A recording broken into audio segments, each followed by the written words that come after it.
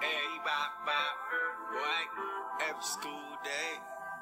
I'm showing up every school day. Being present without judgment is the new day. I'm showing up every school day. Being present without judgment is the new day. Good morning, scholars. Today is Tuesday, February 27th, 2018. Please stand for the Pledge of Allegiance. I pledge allegiance to the flag of the United States of America and to the republic for which it stands, one nation, under God, indivisible, with liberty and justice for all. And now the Texas Pledge. Honor the Texas flag. I pledge allegiance to thee, Texas, one state, under God, one and indivisible. We have 2 birthdays in the house. It's your birthday. It's my birthday too, yeah. It's your birthday. We're gonna have a good time. I'm glad it's your birthday. Happy birthday to ya. Happy birthday, Bella. Also, you may be wondering why I said we have 2 birthdays in the house. That's because it's Mr. Hawk's birthday today, too. If you see him in the hallway, make sure that you say happy birthday, Mr. Hawk. The Rattler store will come by today at 3 o'clock. Make sure that you have your Rattler dollars ready. We will start with first grade and we will try to get to second grade depending on how long it takes for everyone to get through that time period. Countdown until spring break. We only have 8 days until spring break. I know many of you may be excited about that, but that means we only have 8 days of learning before we have a week-long break. So let's make sure that this week we are especially focused on our goals. We are especially paying attention in class, and then we're answering on Signal in K2 and in 3rd and 4th. That means that we are working really hard towards our goals. So before we have that IA, because we will have a STAR exam in less than 30 days for 4th grade. So let's make sure that we are ready. And end of year goals, K2, guess what? You'll be taking the DIBELS exam very, very soon, which means that we can look at college houses to regroup. So if you're not answering on Signal, you're not giving your full focus, it'll be hard for us to see if you're ready to skip lessons. We have some dress up days this week. Don't forget, tomorrow is Wacky Wednesday. Today is Bring Your Favorite Book and a Blanket Tuesday. Thursday, we will have See Me in the Zoo. And on Thursday, you might be able to bring a stuffed animal if your teacher okays it. And Friday, don't forget, you get to dress up as your favorite Dr. Seuss character. Thinking Tuesday. So yesterday we started to discuss what it means to be respectful of others instead of bullying. We won't always agree with others, but why is bullying wrong? And what does bullying even mean?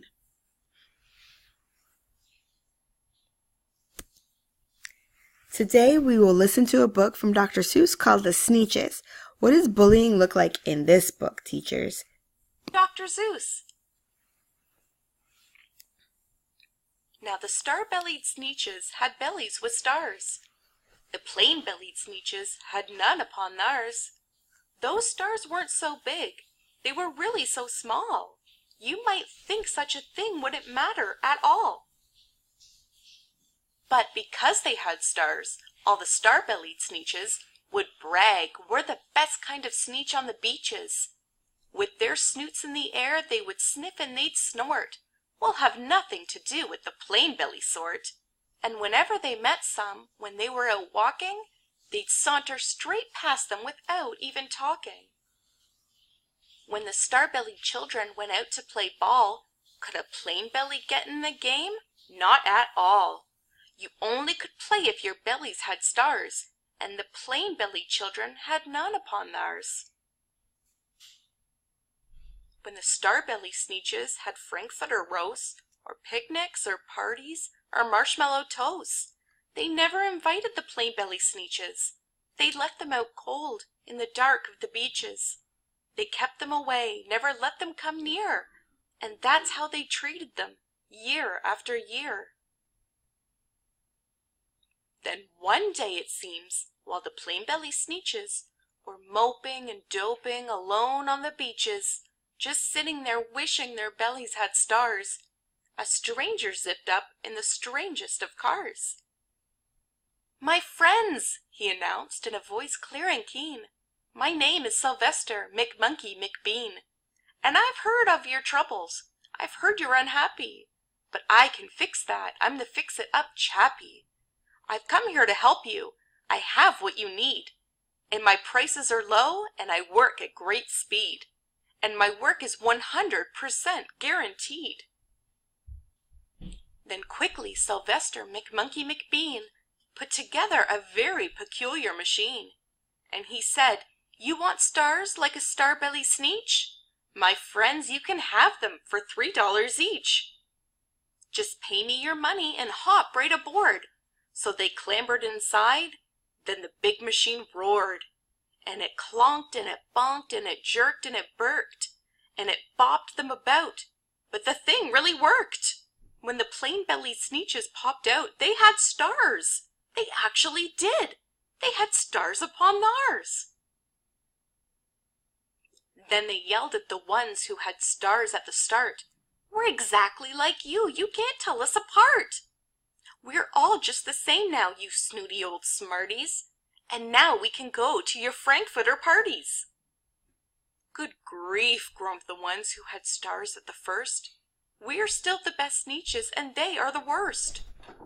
But now, how in the world will we know," they all frowned, "if which kind is what, or the other way round?" Then up came McBean with a very sly wink, and he said, "Things are not quite as bad as you think. So you don't know who's who, that is perfectly true. But come with me, friends, do you know what I'll do? I'll make you again the best Sneetches on beaches, and all it will cost you is $10 eaches." "Belly stars are no longer in style," said McBean. "What you need is a trip through my star-off machine. This wondrous contraption will take off your stars, so you won't look like Sneetches who have them on theirs." And that handy machine, working very precisely, removed all the stars from their tummies quite nicely. Then with snoots in the air they paraded about, and they opened their beaks and they let out a shout, "We know who is who, now there isn't a doubt. The best kind of Sneetches are Sneetches without." Then, of course, those with stars all got frightfully mad. To be wearing a star now was frightfully bad. Then, of course, old Sylvester McMonkey McBean invited them into his star-off machine. Then, of course, from then on, as you probably guess, things really got into a horrible mess. All the rest of that day, on those wild screaming beaches, the fix-it-up chappie kept fixing up Sneetches. Off again, on again, in again, out again. Through the machines they raced out and about again, changing their stars every minute or two. They kept paying money, they kept running through, until neither the plain nor the star-bellies knew whether this one was that one, or that one was this one, or which one was what one, or what one was who. Then, when every last cent of their money was spent, the fix-it-up chappie packed up and he went, and he laughed as he drove in his car up the beach. They never will learn. No, you can't teach a Sneetch. But McBean was quite wrong, I'm quite happy to say, that the Sneetches got really quite smart on that day. The day they decided that Sneetches are Sneetches, and no kind of Sneetch is the best on the beaches. That day all the Sneetches forgot about stars, and whether they had one or not upon theirs.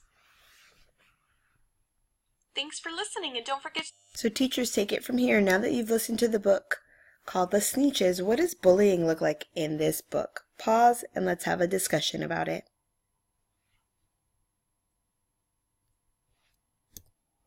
Remember, rattlers are respectful, responsible, and relentless. #FearTheVenom. Have a great Tuesday, rattlers.